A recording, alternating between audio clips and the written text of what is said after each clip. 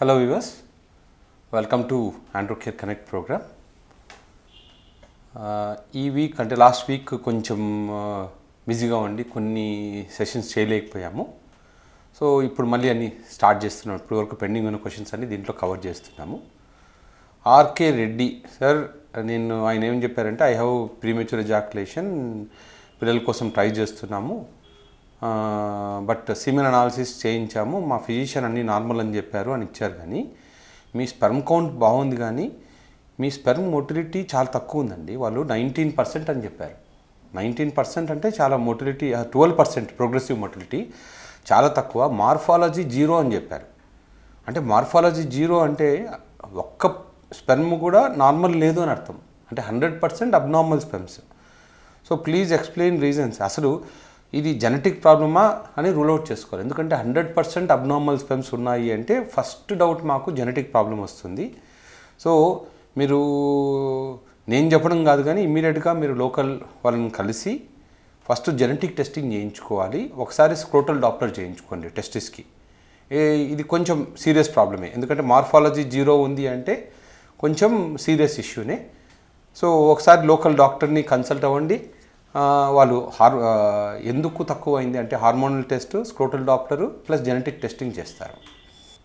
తర్వాత సార్, నేను left side varicocele open surgery చేయించుకొని 3 months అయింది, ఇప్పుడు స్వెల్లింగ్ ఉంది, ఏం చేయాలి?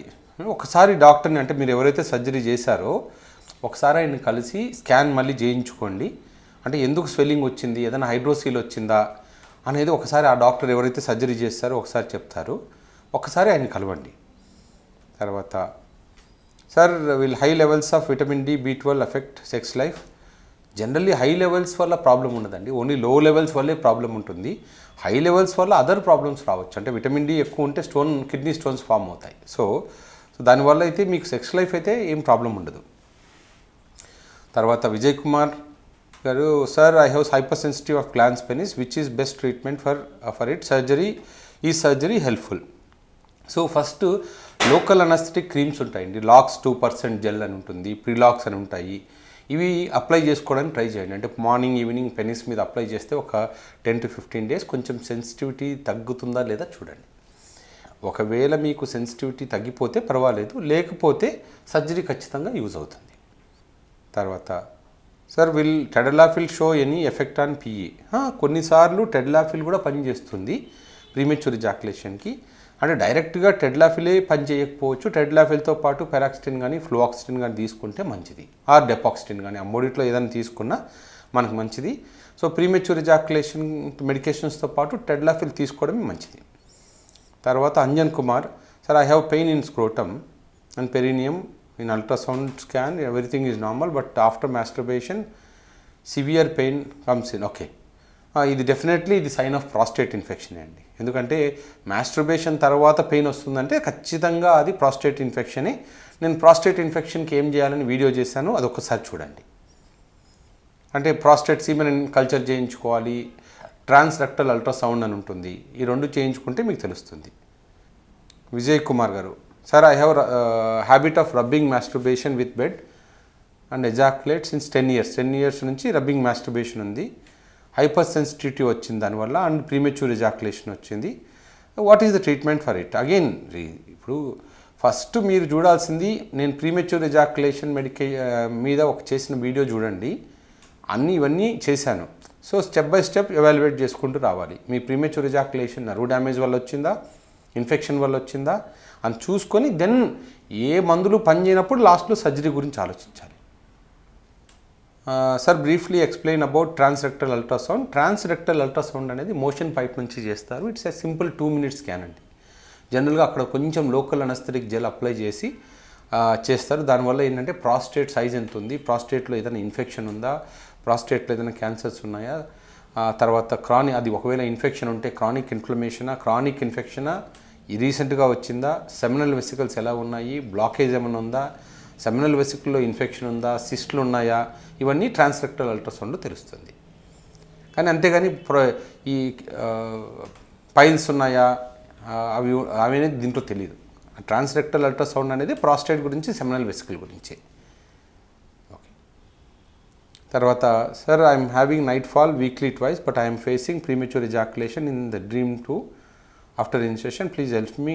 ఓకే, ఇవన్నీ చూడండి. ఇప్పుడు నేను ప్రీమెచ్యూర్ ఎజాక్యులేషన్ మీకు సివియర్ వితిన్ 5 to 10 seconds ఉంది అని అంటున్నారు కదా. ఆల్రెడీ మనం ప్రీమెచ్యూర్ ఎజాక్యులేషన్ మీద ఒక డీటెయిల్ వీడియోస్ అన్నీ 3-4 ఉన్నాయి.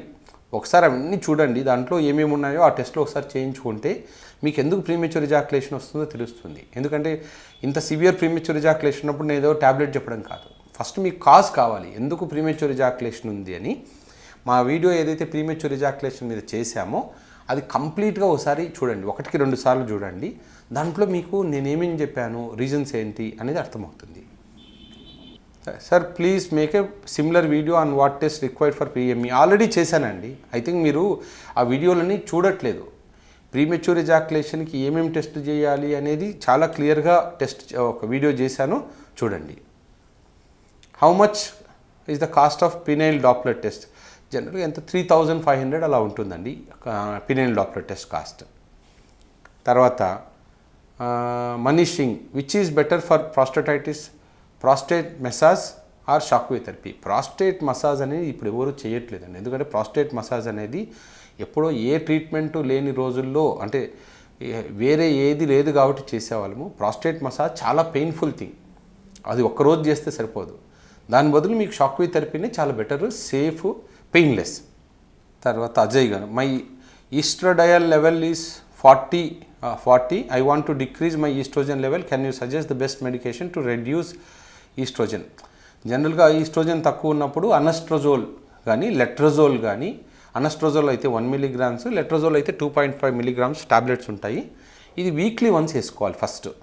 అంటే డాక్టర్ మీ దగ్గర ఫిజిషియన్ ఉంటే ఆయనతో వెళ్తే ఆయనకు చెప్తే ఆయన రాయిస్తారు మెడికేషన్స్. ఇనిషియల్గా వీక్లీ వన్స్ వేసుకొని చూడండి, ఒక 6 weeks.